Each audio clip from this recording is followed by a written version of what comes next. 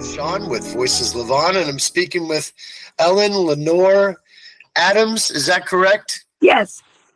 And you are up in Michigan, and you are Jim's younger sister by 11 years. Is that also correct? That is, yes. And you are in a gazebo in the park. What's a little bit, and Katie, if you want to pop in here, but what's a little bit of the backstory of you being in the gazebo in the park? Well, actually, this gazebo was just built this year and was donated. And it's our little outdoor office for our Sellafield Park.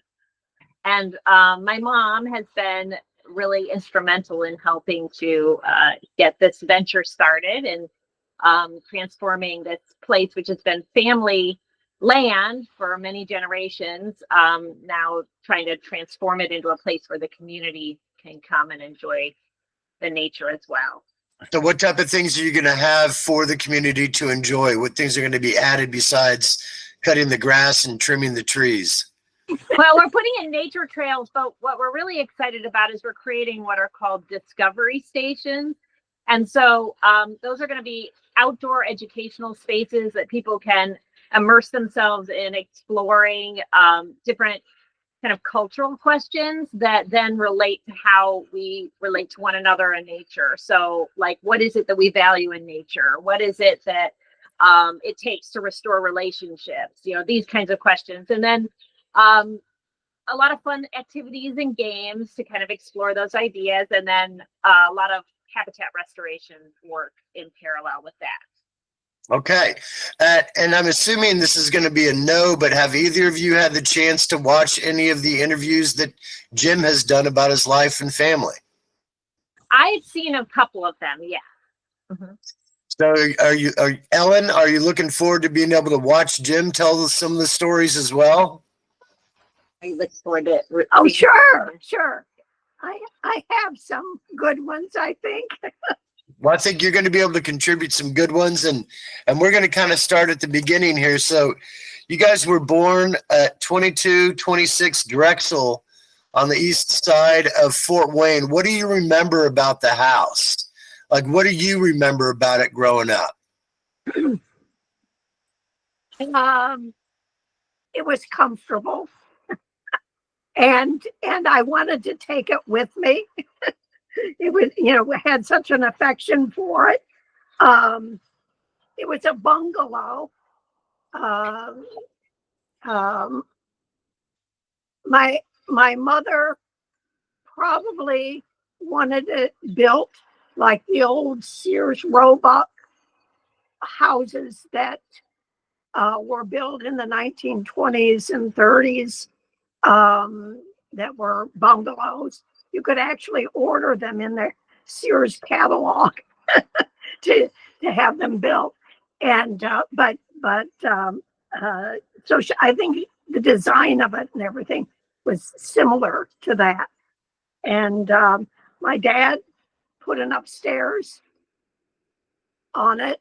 I'm sure Jim was a part of that, helping do that because it was done shortly before he went to college. And my dad did they did all the work of building this 2 bedrooms upstairs because it had just been 1 floor, for growing up most of our lives. But okay, and your mom was Viola and your father was Harry. What are some of the things you actually remember about their parents? About your grandparents? What are some of the things? Yeah, do you remember of like your mom's parents and then talk about your dad's parents? What are some of the things you remember about them? For my grandmother, my mother's mother, yeah, her father was dead before I was born, so I only knew my grandmother, and she was a wonderful person, very, very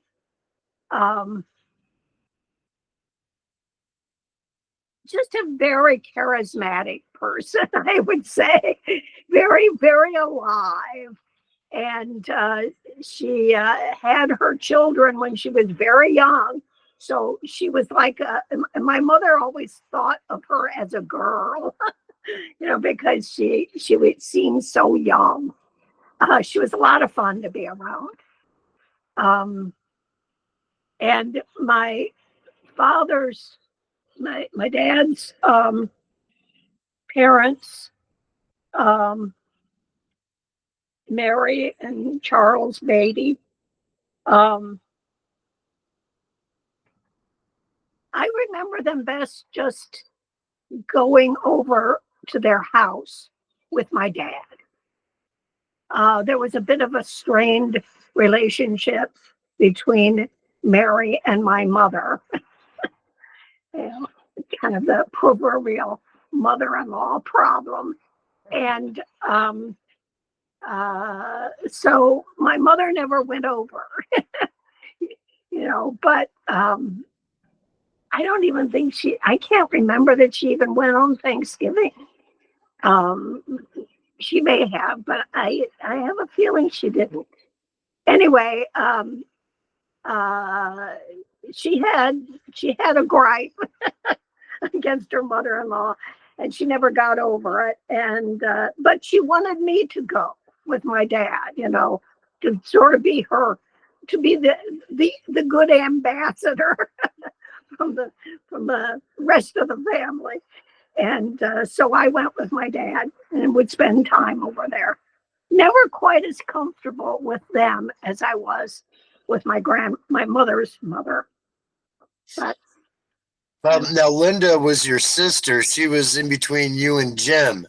So what's some of the early memories of you and Linda and Jim? As I know that, your memories probably wouldn't be until you're at least 5 or 6 of Jim. So that puts him up into his teens. What's some of those young memories of you guys? Too bad that Linda isn't around to tell you how Jim was as a young child, because she had a lot of memories of him. But of course, I didn't get to know him until he was a teenager, really. And so I can't tell you of the early years. I know that they were very close. They had, kind of sibling rivalries going.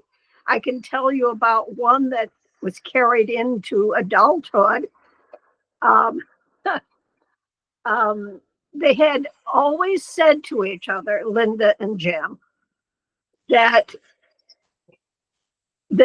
they were going to beat the other one to New York City, to see New York City. And the whole family traveled to New York on a trip.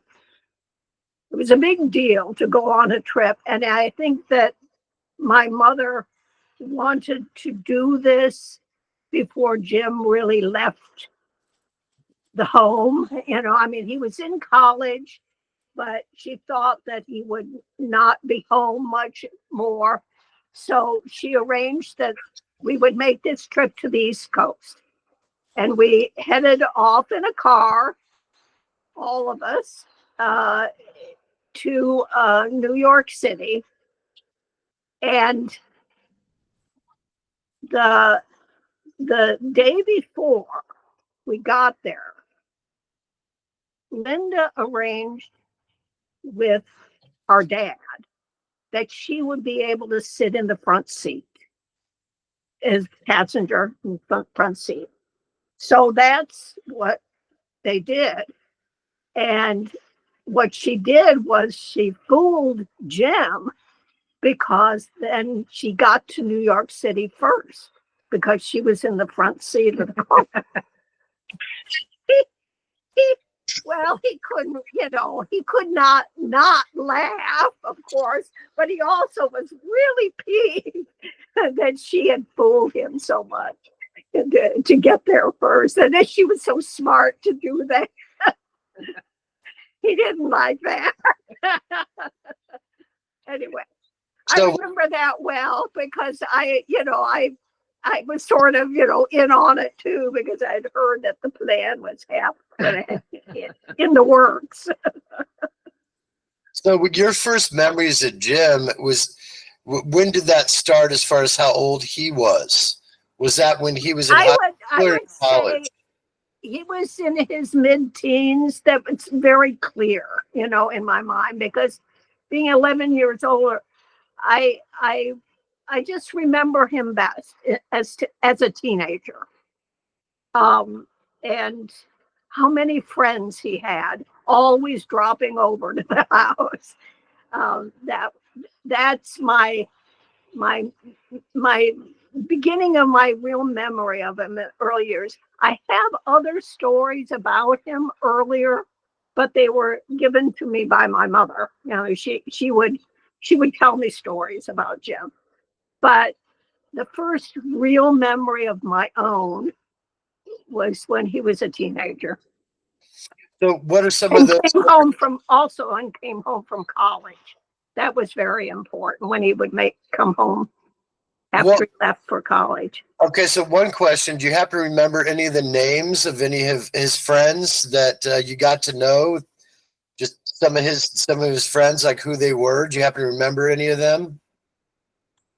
Um, uh, he had a couple of friends. He had a friend in the neighborhood. I'm not sure. Yeah. Jim Krause was one that lived on a street near us, and one of his friends in high school uh, was um, I think it was John Stuntz, and the one I really liked, and I can't remember his last name. It started with a W, but his first name was Dick, and I really enjoyed him a lot. And he actually would come and see my parents after Jim was in college. He would come over. I'm not sure that he was in the same class. He might have been a year behind him or something. But anyway, he would come and visit my parents frequently. So I remember him pretty well. Where's some of the places you guys used to hang out? Like where would all the kids hang out for around the neighborhood or around town? Where were some of the hangout spots? Hangout spots around town. Where would kids go and spend time? You know, Uh, for me or for Jim? I mean, Both. what? both. Well, I don't know for Jim. I mean, when I say I knew him as a teenager, I didn't. I was not socializing with him outside the house, in the home, that much, because we were just at such different levels. I mean, he was so much older than I, and what he was doing and interested in was very different from what I was, as a little girl. So I can't say. I know that Linda and Jim used to do things. They would go ice skating and things like that, because there was a big rink in Fort Wayne that was popular with the kids. And she did a lot of things with him, you know. But I occasionally went to a movie with him. He would take me to a movie or something. Do you happen to remember any of the movies that you saw with him? What? Do you remember any movies you saw with Yes, Gone with the Wind.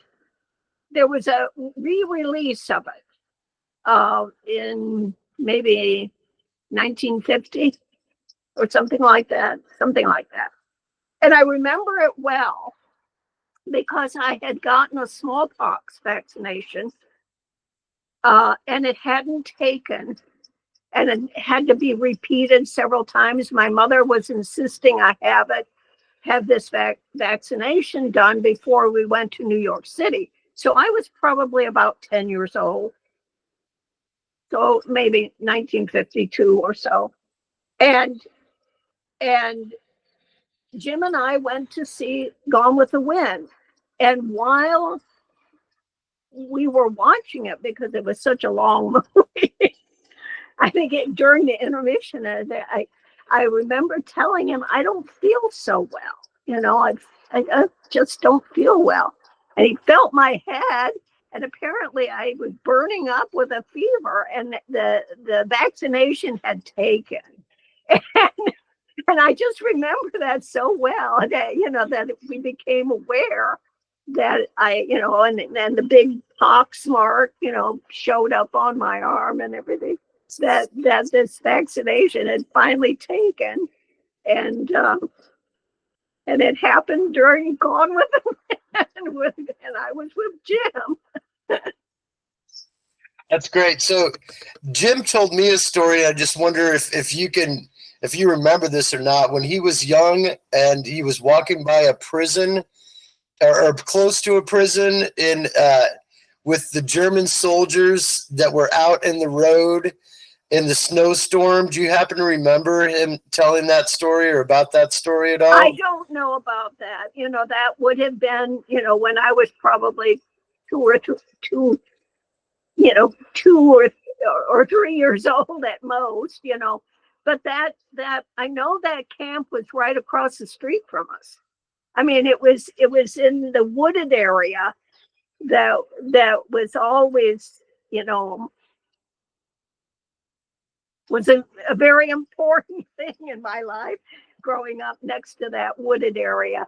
And I think the camp was in that woods, so it was very near where we lived. Why do you think they had German soldiers in that camp? What was that camp, and why would they have taken them from battle and brought them to Fort Wayne to that camp?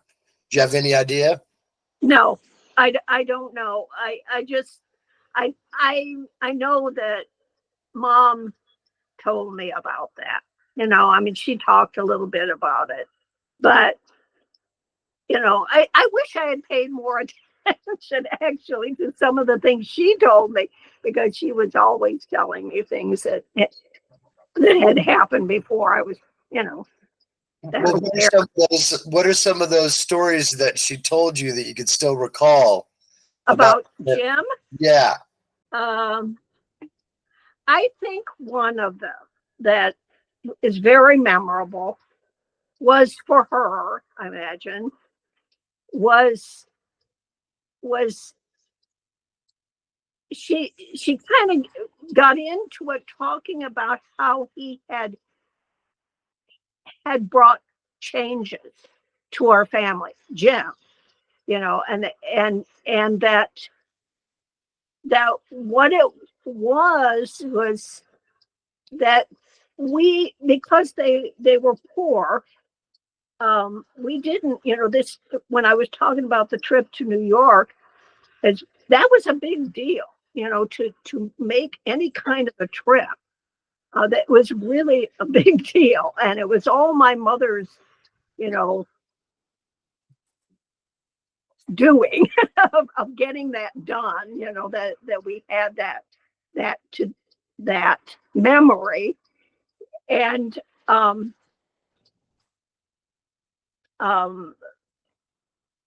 but she said that Jim went on a field trip. I don't know at what age, but I think it was about the age of, well, would have been, they call it junior high in those days, middle school age. He went on a field trip to Greenfield Village in the Detroit, Dearborn, Michigan area.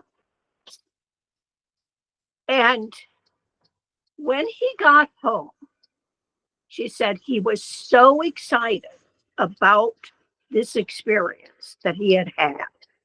So excited and enthusiastic about, they had to see it. We all had to see it. We had to go to Greenfield Village to see this fantastic place. And he wouldn't let up on it until he had talked my parents into doing this. So we all went to Greenfield Village. And I just remember the sense that he had, and I thought about it later about him, how he kind of opened the world to us in a way. He was a child, but his interests and his enthusiasm for what he was interested in, he always wanted to share it with somebody else. And that brought a lot to our family, because I just, and it made a difference to my dad too, because when he got older and was able to actually travel, and that was the thing he liked to do best when he retired, was to go places and to travel. And I look back at what Jim sort of started in our family, and I realized that he was the first to bring that that interest to the rest of us. It just a, and I got that story from my mother. She talked about it, because it made such an impression, of course, because they actually did something that they, didn't do very often, and so.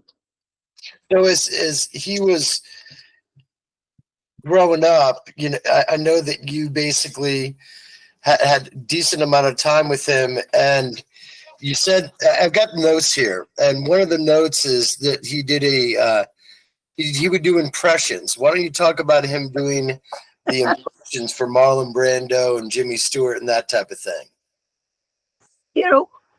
Yeah, it's one of my favorite memories of him when he was in his late teens, probably started it before he left for college. But I especially remember it when he would come home from college, and he would go into the bathroom. We only had one bathroom in the house, and it was on the lower floor. He would go in the bathroom, take a shower, come out wrapped in a towel around his waist, and he would go to the stairway, which was a step up, and there was a landing, and then the stairs went off to the left, and he would stand there on that little platform, and I would be sitting on the couch across the living room from him, and he would do his rendition of, Jimmy Stewart, or some other actor. He would be quoting something from some movie that we had all seen, but his best one, his most memorable one, was Marlon Brando as Stanley Kowalski from The Streetcar Named Desire, which was so popular at the time that he was doing this. And he would actually fall down on his knees and put his hands up on his head like Brando would do, and cry, "Stella," which was a line from Streetcar Named Desire, and then turn, and run up the stairs, and it was, to his bedroom at the top of the stairs. And it's just a wonderful memory of him, that he would do these hilarious imitations of well-known actors, and we were all movie buffs, so we knew them all. And so I'm sure that there was a few times when you were young and maybe he was in college, that he was giving you advice on growing up. Was there any, like, how would you describe his giving advice, kind of helping the family, being a big bro, like that aspect of Jim? well, what? Like when he got upset that Grandma hadn't got. Oh, yeah. Katie mentioned that she heard that he came home from college, and of course, going away to college, bringing home a lot of new ideas and opinions, and when he found out that I hadn't gotten the Salk vaccine, the polio vaccine yet, he got mad at our mom because she hadn't arranged for me to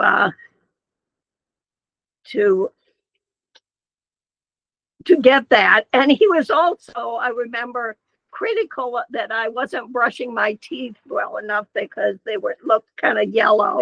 And I remember that. So he was giving me, all sorts of hygiene, advice. Yeah. But my favorite one is this one, though. I remember him so well when doing this. We were outside. We were waiting for our mother to go shopping. I think he was going to take her shopping. And he was home from college. And I was, kind of dancing around on the sidewalk in front of him or something. And he was leaning up on our car, leaning up against the door, the passenger door of the car. And I just see him doing this. And he was watching me. And he said, "You're awfully little." I probably was 7 or 8 years, about 8 years old. I was about eight or 9. I don't know, because those were the years he was in college. And he said, "Don't you ever grow?" And I, in my defense, I said, "Mommy likes me little." And he said, "I bet she does." I remember that so well. That whole scene is in my head, that I somehow wasn't growing enough, But All right, so I gotta say this. go ahead. I actually wrote a little something about him. I was always littler than he, very much littler, because he was 6 feet, a little over 6 feet, and I never got past 5'2". So I was always little, but he never made me feel small, ever. And that I know that, never. All right, so Jim, throughout all these interviews, I've really learned to understand how his take is on people, business, and handling situations. And he always kind of would take the helping the underdog approach, helping the little guy, helping the situations. And I think it really stemmed from maybe when his dad was hurt at National Freight or something like that. Do you know that realm, that story of him trying to help handle that situation of your dad not? Do you know what I'm talking about? Does that ring a bell? When your dad got injured at National Freight or something, or Yeah, he got injured. He broke his back. Yeah. Yeah. You're talking about that. Yeah. Yeah, it happened before I was, I certainly was not aware of that, or of our dad being in the hospital or anything like that. So it must have been really early, in my, yeah. I just think Jim was saying that because of him kind of getting the short end of the stick on the situation, that Jim, that motivated him to wanting to go into law and defend people. Ah, Interesting. yeah, I didn't know that. Okay, well, we're going to cut through some other ones here. So I'm just going to kind of rattle them off, and then you can talk about them. The McCarthy hearings. Ah, yeah, I couldn't understand what they were all about. But when we went to see my grandmother, in Hammond, Indiana, I think she was living there at that time. They had gotten a TV. Did they have TV then? I don't know. And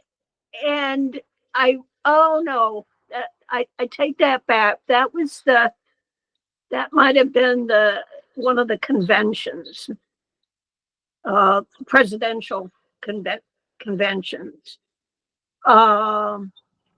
I know that Jim was glued either to the radio, or it may have been, occasionally we would get to see a TV at one of our relatives because we never had one. And he was so interested in the McCarthy hearing, and I couldn't figure out what it was all about. Just couldn't. He tried to tell me, and it still didn't make a whole lot of sense to me.